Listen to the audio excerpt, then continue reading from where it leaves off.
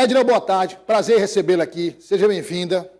É um tema caro para você acompanha esses temas sociais. E a gente já mostrou aqui, porque a criança que tem autismo,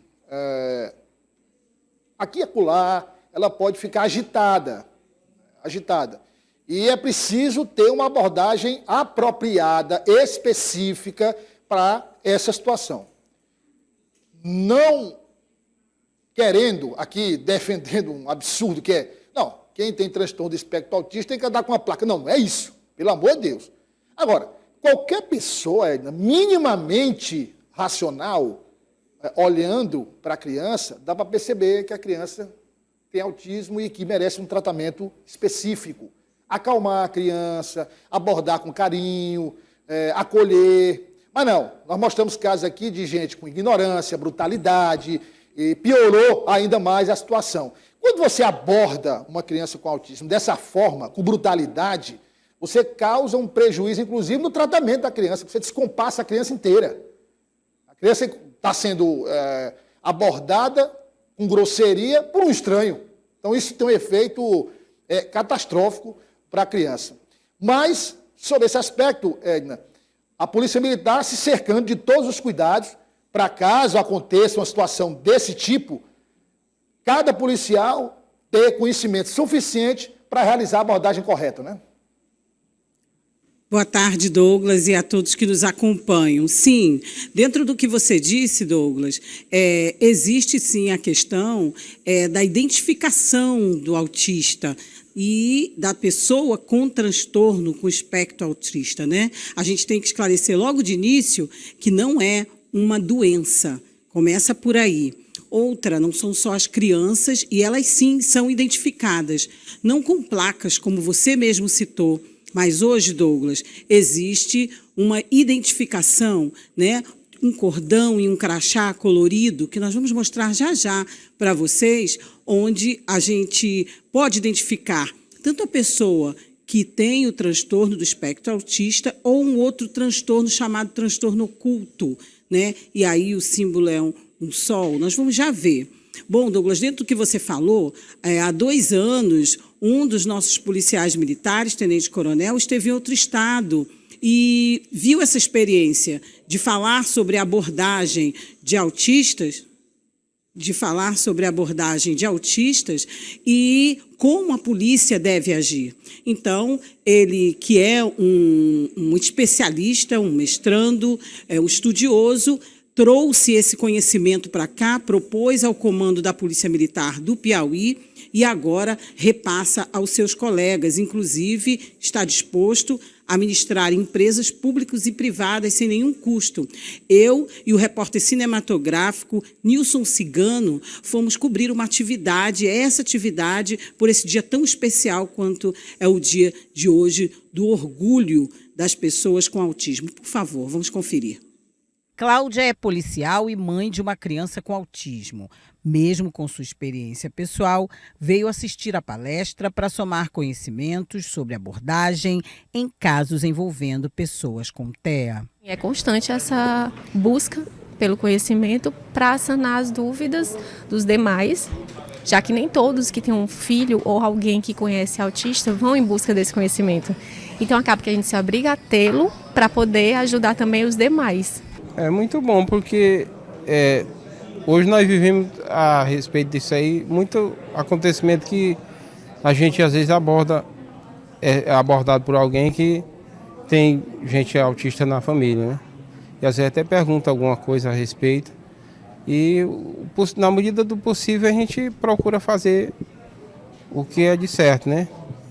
Porque é uma pessoa que deve fazer uma abordagem, se for o caso, que não seja fazendo que ele se torne uma pessoa que esteja achando que está sofrendo alguma coisa de danos, né? Preconceito.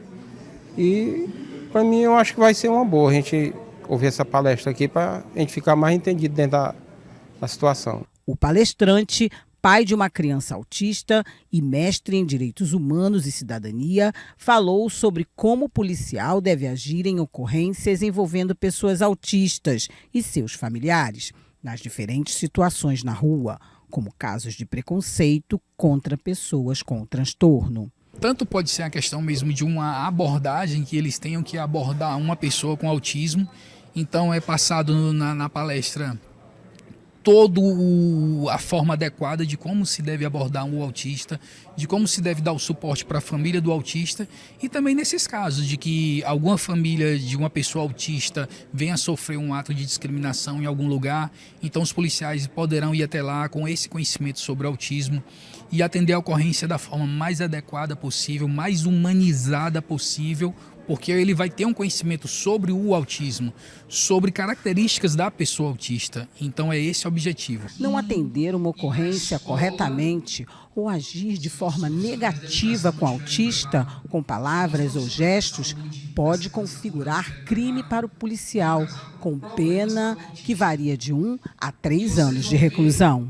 Ter esclarecimentos sobre o comportamento de acordo com os níveis de autismo, leve, moderado ou severo, também são pontos importantes para diferenciar a abordagem policial. Os autistas, eles são pessoas diferentes, assim como nós, que têm as características deles. Então, para fins didáticos, existe o autismo leve, o autismo moderado e o autismo severo.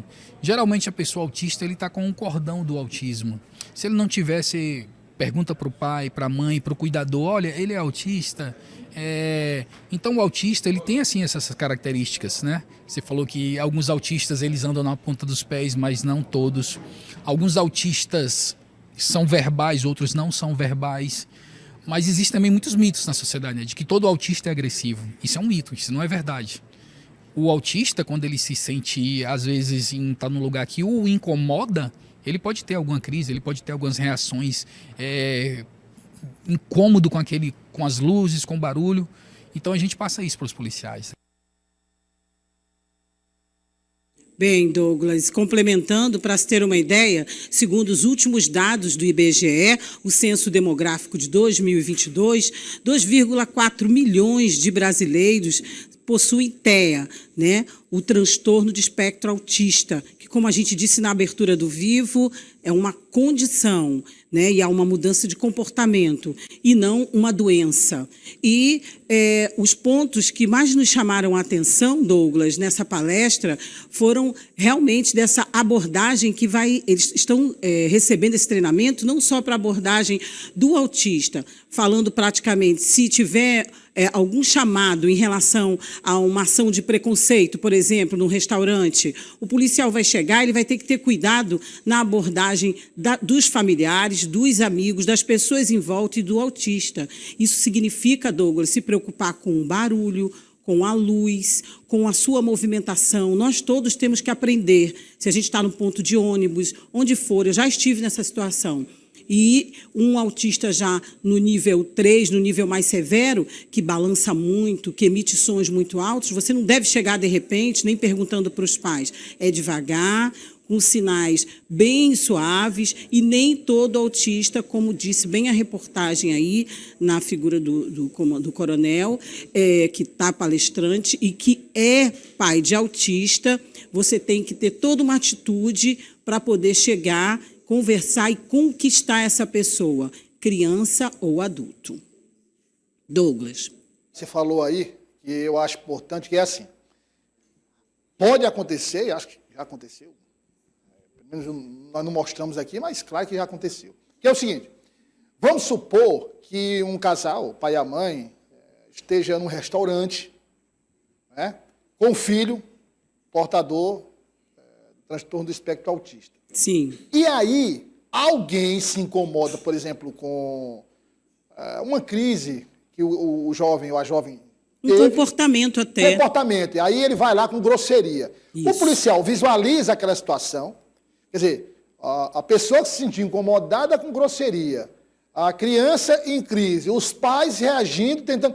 Até nessa situação, o policial intervir, ele tem que saber intervir, porque senão ele vai complicar ainda mais a situação. Exatamente. Inclusive lá, Douglas, foi colocado um vídeo, né? Foram citados vários livros e filmes. E aí o coronel colocou um trechinho de um vídeo exatamente do que você está dizendo. Uma abordagem mal feita, ela pode piorar a situação. O rapaz era autista, adulto, e foi pego na rua por um policial. Como ele não sabia que o rapaz era autista, ele insistia em perguntar o nome do rapaz e o rapaz não dizia.